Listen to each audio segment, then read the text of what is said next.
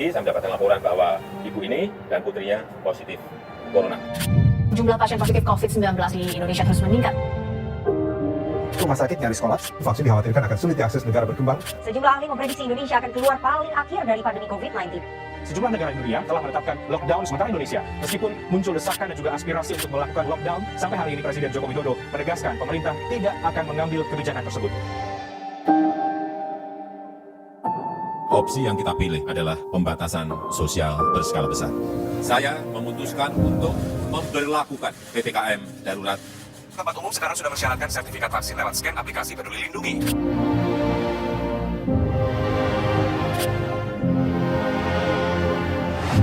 Kepatuhan menjalankan protokol kesehatan 3M jadi formula utama menekan angka penyebaran COVID-19.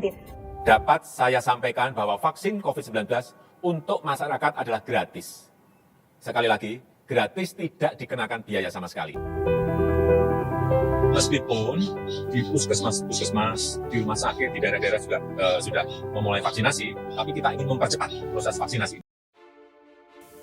Saat ini kita sudah memasuki tahun 2024. Tidak terasa sudah hampir 4 tahun lamanya sejak pandemik terakhir diumumkan ke publik, yaitu tepatnya tahun 2020. Tentu kita semua masih ingat bagaimana hanya dalam hitungan hari saja tiba-tiba kebebasan kita untuk bergerak dan beraktivitas dibatasi dengan alasan kesehatan. Hampir di seluruh dunia dijalankan program tanda kutip yang semua orang tanda kutip dipaksa untuk menerima, dengan dalih supaya kita semua terhindar dan terlindungi dari wabah serta penyakit yang katanya mengintai kita. Lalu kita semua akhirnya bisa melewati masa kelam pandemik tersebut dan dapat melanjutkan kegiatan sehari-hari seperti biasanya. Namun, apakah benar demikian? Di beberapa video sebelumnya, kami sudah pernah membahas lebih detail mengenai hal-hal yang kita semua harus cermati dan berhikmat dalam menyikapi setiap situasi, serta kondisi yang dunia akan perhadapkan kepada kita semua. Kami akan memberikan link ke video tersebut di kolom deskripsi dan juga akhir video untuk Anda dapat kembali melihatnya.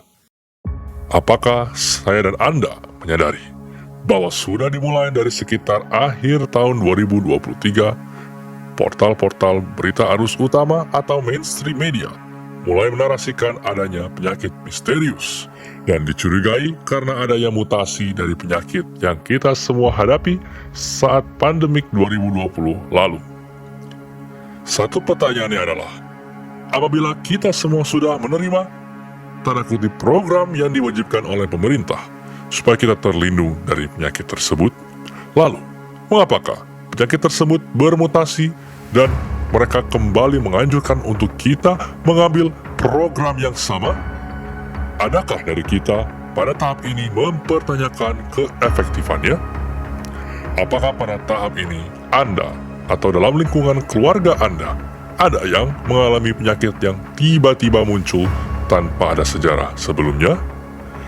Atau bahkan ada yang sampai tiba-tiba dinyatakan meninggal dan medis menyebutnya terkena serangan jantung? Semua hal-hal ini tidak pernah kita dengar sebelumnya, terutama sebelum pada tahun 2021, di mana secara serentak kita menerima program yang diwajibkan oleh pemerintah. Dan ternyata hal ini bukan hanya terjadi di Indonesia, hampir serentak banyak sekali di belahan dunia lain. Terdapat banyak orang, baik pria maupun wanita, yang masih berusia cukup muda mengalami kematian tiba-tiba. Tentu saja, apabila Anda melihat berita tersebut di portal-portal berita arus utama, akan dinyatakan hal seperti kelelahan, kurang tidur, atau yang paling gampang adalah serangan jantung. Namun, apakah Anda sungguh-sungguh percaya akan penjelasan tersebut? Atau sesungguhnya ada hal yang Anda rasa janggal, namun tidak mengetahui apakah itu? Satu hal yang serupa adalah program yang diwajibkan oleh pemerintah ternyata bukan hanya di Indonesia saja, namun juga hampir di seluruh dunia lain. Apakah pada tahap ini Anda sudah mulai menangkap inti dari pesan ini? Untuk lebih jelasnya, Anda dapat menonton penjelasan dari seorang jenderal polisi berbintang 3 yang merupakan segelintir tokoh yang berani mengungkap hal-hal yang tidak banyak orang mau membahasnya karena dianggap tabu atau bahkan berhalusinasi.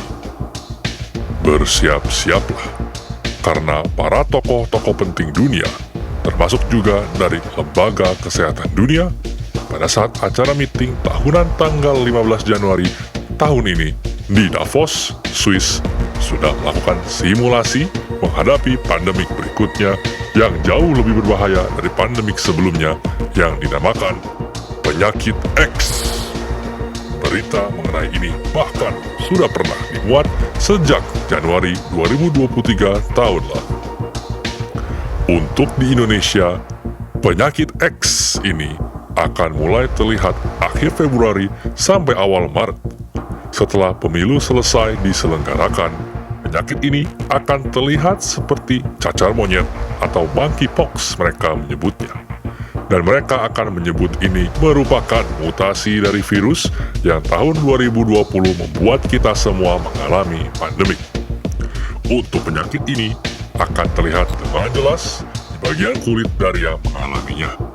Akan sangat gatal dan apabila sudah kering, maka yang terjadi serpihan-serpihannya akan menyebar dengan mudah melalui udara.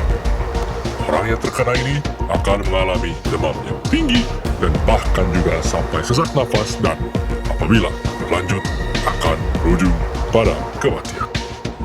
Rumah sakit akan penuh dikarenakan banyak yang akan terkena penyakit ini. Untuk mengantar orang yang terinfeksi dengan kendaraan, maka di dalam kendaraan tersebut haruslah diisolasi agar tidak menginfeksi sopir maupun penumpang lainnya. Bahkan saat tubuh sudah meninggal, infeksi masih dapat menyebar yang akan mengakibatkan jenazah haruslah dibakar atau kremasi. Ini akan jauh lebih mencekam dari apa yang kita pernah alami bersama di tahun 2020.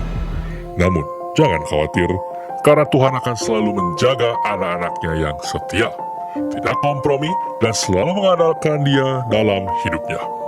Seperti di dalam Mazmur 91, meski semua rebah di sebelah kiri dan kanan Anda, namun itu tidak akan menimpa Anda. Berdoalah kepada Tuhan untuk meminta ampun apabila Anda sadar ataupun tidak sadar mengambil keputusan yang tidak sesuai dengan kehendak-Nya, termasuk dalam mengikuti program yang diwajibkan oleh pemerintah pada saat tahun 2021 lalu. Dan mintalah supaya darah Kristus menyucikan kembali tubuh, jiwa, dan roh Anda. Mintalah Tuhan agar Anda diberikan perlindungan untuk menghadapi pandemik dan wabah berikutnya yang sudah di depan mata. Milikilah iman dan juga kerendahan hati, maka Tuhan pasti akan mendengar dan segera menjawab doa dan permohonan Anda. Kita semua harus menyadari bahwa saat ini kita berada di penghujung akhir zaman. Masa kesusahan besar atau Great Tribulation sudah menunggu di depan pintu. Apakah kita semua memiliki iman untuk menghadapinya? Apakah kita memiliki hubungan pribadi dengan Kristus? Karena kunci yang utama dan terutama untuk melewati masa-masa sulit yang akan datang adalah hikmat dan kebijaksanaan yang langsung berasal dari Roh Kudus. Jika kita mengandalkan manusia siapapun itu, baik yang memiliki kuasa di bumi ini, memiliki ketenaran, memiliki uang yang banyak, tidak akan menyelamatkan kita semua di masa kesusahan yang akan datang. Hanya Roh Kudus yang ada di dalam setiap orang percaya yang dapat memberikan hikmat atas setiap langkah dan keputusan yang akan saya dan Anda buat. Bukalah mata dan bukalah hati untuk saya dan Anda bisa melihat akan tipu muslihat yang dahsyat yang akan datang selanjutnya.